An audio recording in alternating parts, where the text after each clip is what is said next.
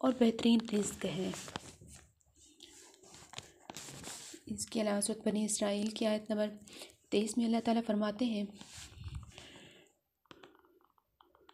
وَقَضَىٰ رَبُّكَ أَلَّا تَعْبُدُوا إِلَّا إِيَّاهُ وَبِالْوَالِدَيْنِ إِحْسَانًا إِمَّا يَبْلُغَنَّ عِندَكَ الْكِبَرَ أَحَدُهُمَا أَوْ كِلَاهُمَا فَلَا تَقُل لَّهُمَا أُفٍّ وَلَا تَنْهَرْهُمَا وَقُل لَّهُمَا قَوْلًا كَرِيمًا۔ اور تیرے رب نے فیصلہ کر دیا ہے کہ تم لوگ کسی کی عبادت نہ کرو سوائے اس کے، یعنی اللہ تعالیٰ کی عبادت کے ساتھ کسی کو شریک نہ ٹھہرایا جائے، اور والدین کے ساتھ نیک سلوک کیا جائے۔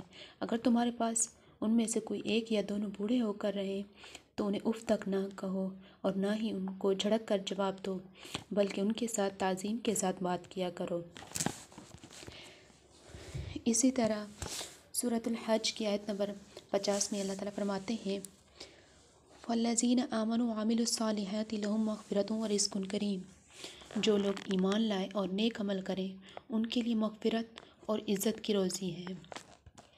اس کے علاوہ سورۃ النور کی آیت نمبر 26 میں اللہ تعالیٰ فرماتے ہیں الخبیثات للخبیثین والخبیثون للخبیثات والطیبات للطیبین والطیبون للطیبات اولئک مبرؤون مما یقولون لهم مغفرۃ ورزق کریم۔